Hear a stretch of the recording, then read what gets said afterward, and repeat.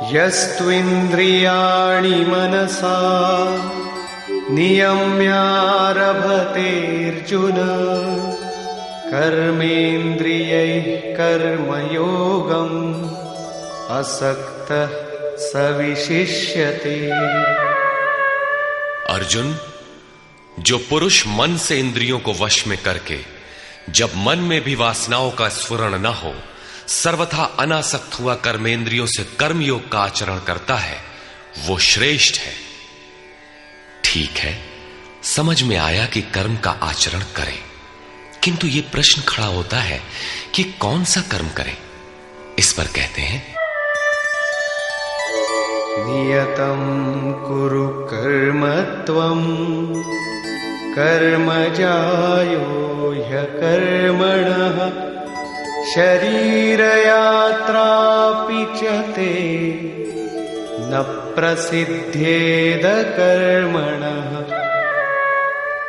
अर्जुन, तू निर्धारित किए हुए कर्म को कर, अर्थात कर्म तो बहुत से हैं, उनमें से कोई एक चुना हुआ है, उसी नियत कर्म को कर।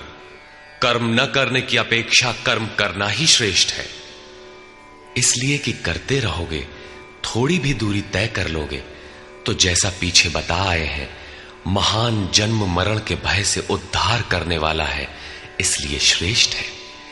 कर्म न करने से तेरी शरीर यात्रा भी सिद्ध नहीं होगी। शरीर यात्रा का अर्थ लोग कहते हैं शरीर निर्वाह। कैसा शरीर निर्वाह? क्या आप शरीर हैं? ये पुरुष जन्म जन्मांतर से युग युगांतरों से शरीर की यात्रा ही तो करता चला आ रहा है।